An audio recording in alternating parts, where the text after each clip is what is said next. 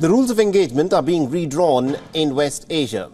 With the ongoing tensions between Israel and Iran, the fear of a potential direct war between the two nations with no proxies involved has increased dramatically. For Israel, this could mean a multi-front war, as in addition to its confrontation with Hamas in Gaza since October, it's also been fighting with the Iranian proxies Hezbollah and the Houthis. Let's in fact try and understand as to what the situation is on the ground in West Asia. Take this, for instance. There was an explosion that was reported in the Iraqi base overnight that resulted in the death of one individual, while 8 others were seriously injured. Now, the base belonged to the Popular Mobilization Forces, that is a coalition of the Iran-aligned militia. The PMF described the incident as an attack but did not blame any specific party. And what is also interesting is that despite such a huge blast, no one has claimed responsibility for the attack yet. Now, earlier on Friday, the Iranians woke up to about 3 explosions near the city of Isfahan and the 8th Sakari Army airbase. The province hosts the Natanz uranium enrichment plant, and the Iranian army had intercepted 3 small drones. No deaths were reported in the attack, and the nuclear sites located nearby were reported to be completely secure. Now, according to media reports, the strikes were carried out by Israel, and Washington had been informed about these strikes pretty much at the last moment.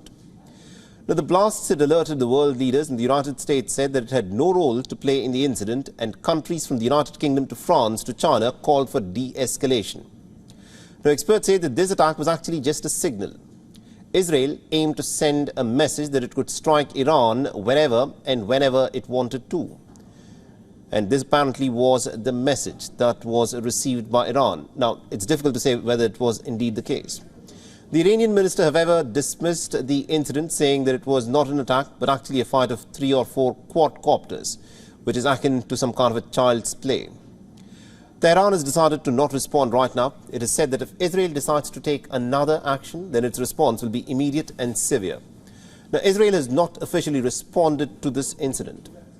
An attack from the Israeli side, remember, had been anticipated after the Prime Minister Netanyahu had vowed to take revenge for Iran's attack that took place on the 13th of April. In its first ever direct attack, Iran had launched over 300 missiles and drones towards Israel. And according to the Israeli claims, 99% of these missiles and drones were intercepted by Israel along with its allies such as the United States, France, the United Kingdom and also Jordan. Although the attack caused some amount of minimal damage, it has brought the conflict between Iran and Israel out into the open after decades of a shadow war. The attack by the Iranians was in response to the Israeli strikes on Iran's consulate in Damascus on the 1st of April. The strikes had killed at least about 7 Iranian soldiers.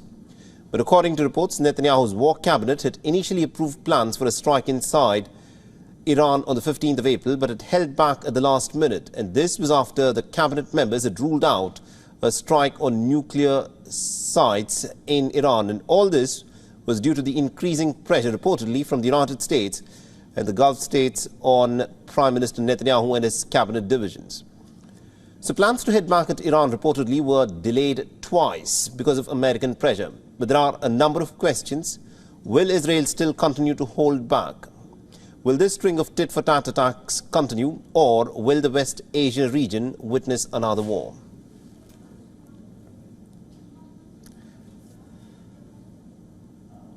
Now, to try and make sense of all that is happening in West Asia at this moment, we're being joined by Mr. Adrian Calmel, who's joining us live from New York. Mr. Calmel is a fellow at the Arabian Peninsula Institute and also a terrorism and Middle Eastern scholar. Mr. Calmel, thank you very much indeed for joining us here on WION. Now, let me in fact start off by asking you this. We've witnessed these attacks that have taken place, which are said to be from Israel as a reprisal for the attack that Iran carried out on the 13th of April. Is this all that we are going to see? Do you think Israel has done enough to show its reaction? Thank you for having me, first of all, Mohammed.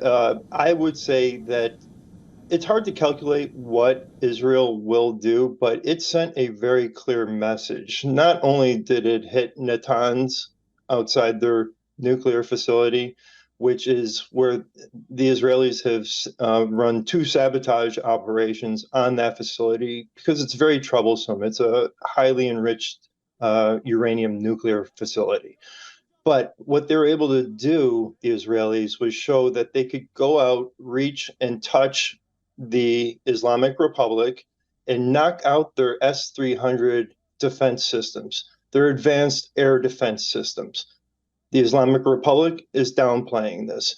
The Israelis are showing that we can reach out and touch you and hit you where we want to. And it was a clear message. On the other hand, we saw the Iranian or the Islamic Republic's message to Israel, and that was a very large barrage that was relatively ineffective, but did send the message that they're willing to turn this from a proxy war to a head-on-head war. I think it was a miscalculation on their part. All right, now, a lot of people are saying that the Israeli reaction to that attack by Iran, that was in effect now the reaction to the bombing of the consulate in Damascus, a lot of people are saying that the Israeli reaction has been pretty muted, considering how Israel in the past has responded to every act of provocation. Why do you think the Israeli response has been muted? Is it because of the fact that perhaps the United States this time around has succeeded in prevailing upon the Israeli Prime Minister Netanyahu? No, I do not put it down to any intervention by the United States. This is Israeli war military planning. They're going to work in their best interests to protect themselves because the Islamic Republic wants to see them removed from the face of the earth. So I don't think the United States had any say in this in kind of holding back the Israeli war military planners. I just don't see it. All right, my final question to you, Mr. Calamil, is considering how volatile this entire region is, where do you see this Israeli war now going forward? Because Israel is at this moment carrying out its offensive in the Gaza Strip. The border with Lebanon has also heated up pretty dramatically in the last few weeks, and also these fresh tensions with Iran. How do you see things unfold from here? It's going to go back to war by proxy, which is where it was until the barrage, the April 13th barrage that we saw. It's going to go back to Israel having to take care of Hamas. It's looking, from my perspective, doubtful now. If they are not able to enter Rafah, Hamas remains. They remain in power. They remain intact, battered, but still intact. You have Hezbollah to the north, which is the greatest threat that Iran can pose to Israel. But also Hezbollah in the north in Lebanon has the greatest to lose. What they have done is normalized a war where it's displaced 80,000 Israelis. And then we saw the overnight strike in Iraq, in Babylon district, that hit I'm saying it's a significant site because Abu Fadak from Kataib Hezbollah was surveying the damage this morning. So we're back to war by proxy. And Israel, and that's the game the Islamic Republic wants to play. All right, we'll have to leave it there. Thank you very much indeed, Mr. Calamil, for joining us and getting us that perspective then. Thank you. For all the latest news, download the WION app and subscribe to our YouTube channel.